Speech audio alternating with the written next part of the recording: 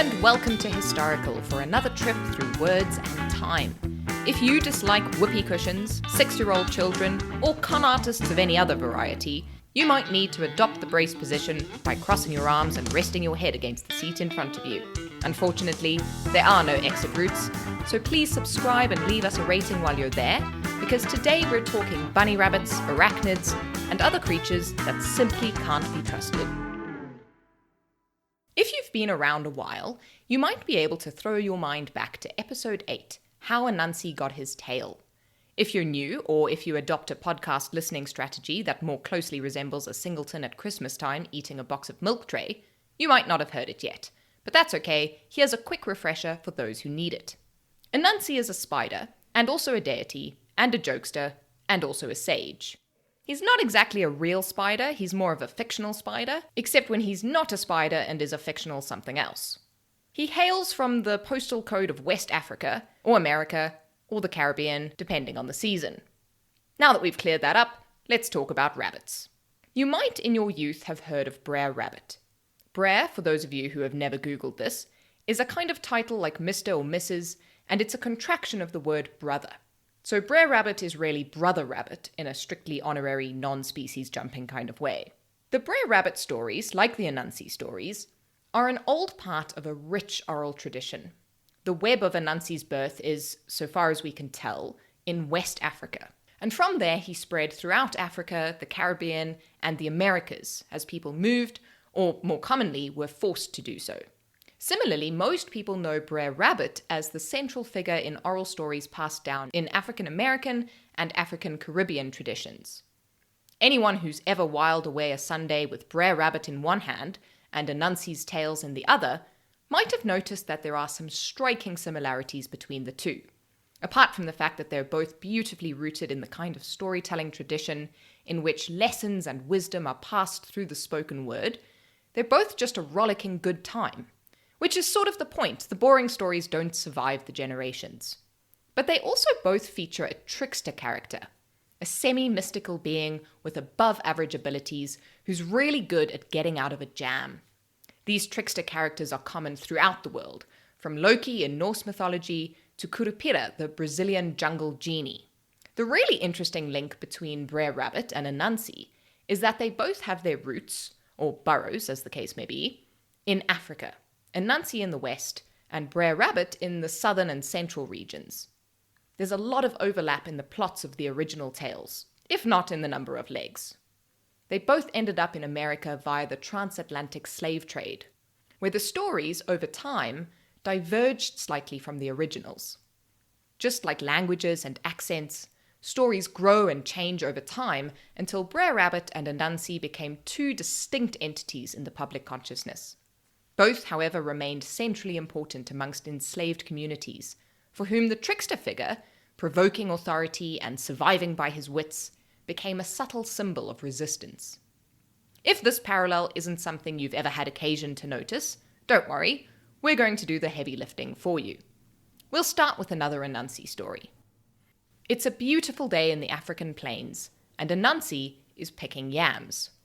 He's got the new edition of Jamie's 30-minute meals, and although he knows it'll actually take him at least an hour and a half, not counting an extra trip to the grocery store, he's really looking forward to his lunch. Unfortunately for him, cooking seems to be something of a hidden talent, and soon the delicious smell is wafting through the air. Turtle, not usually inclined to share real estate with the arachnid family, decides to make an exception. He tootles along to Anansi's house and knocks on the door. Now, Anansi might be a mythical semi-deity, renowned for his cunning and quick wits, but there's one thing he doesn't do well, and that's sharing. Granted, in episode 8 he literally swapped his own mother, but she wasn't, strictly speaking, edible. Unfortunately, cultural custom demands that he let Turtle in and offer him his meat, but he does so with as much bad grace as he can pull off. Just as they're sitting down to dig in, Anansi stops Turtle and tells him to wash his hands. Turtle, seeing his point, hops off his stool, waddles over to the water bucket, and gives his claws a thorough soaping. He makes his way back to the table, but being four-flippered and requiring all of them for the journey, by the time he arrives, his hands are dirty again. Anansi, feeling very pleased with himself, and never one to hide how clever he is, points this out, and Turtle trudges back to the water bucket. A lot of back and forth ensues, until finally Turtle gets back to the table for the 7th or 8th time, his hands still mucky, to find that Anansi has happily polished off all the food. Remembering his manners, he thanks Anansi sadly for his lunch, and wanders off to find a more hospitable establishment. Some time later, Anansi is sunbathing on the local shore, when a scrumptious scent wafts over the waves. Peering into the depths, he sees Turtle trussed up in an apron, with the Kindle edition of Ottolenghi's Simple propped open on a water jug. I am fully aware that a turtle in the ocean would have little need of a water jug. For the purposes of this story, it is purely aesthetic. Turtle grins up at Anansi and beckons him down. Anansi, whilst not good at sharing, is perfectly comfortable taking, and he nods back enthusiastically. He dives into the water, but is thwarted by the sharp edge of science, and bobs straight back up again. Like any self-respecting part deity spider, he isn't going to let this stop him. He fills his pockets with stones, and with a well-timed jump, is carried straight down to Turtle's dining room table. Turtle welcomes him warmly, but then feigns horror when he sees Anansi's coat. Turtles, he says, never wear their coats to dinner, which, as everyone knows, is a perfectly valid point. Anansi removes his coat and immediately pops back up to the surface of the sea. The point, of course, is that you should never try to trick someone, lest you be tricked in return, although I think we can all agree that this story also contains a strong sub-caution against inviting yourself round for meals. Switching species rapidly, on another fine day, in another fine place, we see Brer Rabbit hop, skip and jumping his way back to his briar patch.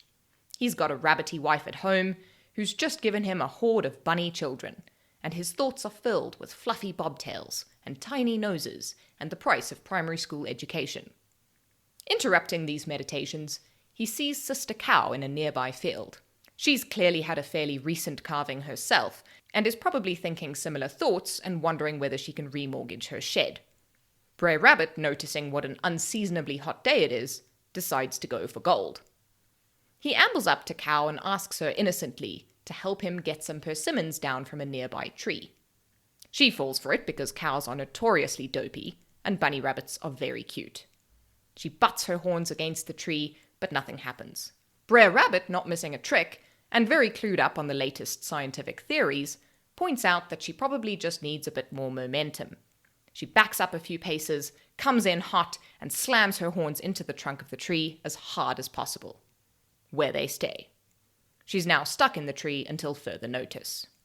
Brer Rabbit, still feigning innocence, promises to go and fetch Brer Bull. Whooping as loudly as it is possible for a rabbit to whoop, he proceeds to do nothing of the sort. Sometime later, he arrives back on the scene with his family in tow, all supporting an enormous bucket. He milks the poor trapped cow, laughing merrily and promising ice cream to all his offspring. When he's done, he tells Sister Cow that he'll be back in the morning for a top-up. She, unsurprisingly, is not having it. She tugs and tugs until at last her horns pull free, and then decides to get her own back.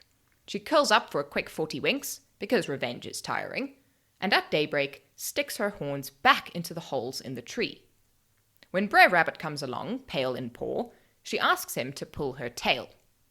As a sidebar, is anyone else wondering if this is the origin story of the world's favorite dad joke? Her plan, we can all agree, is to come out of the tree at speed and sit on Brer Rabbit, which frankly he probably deserves.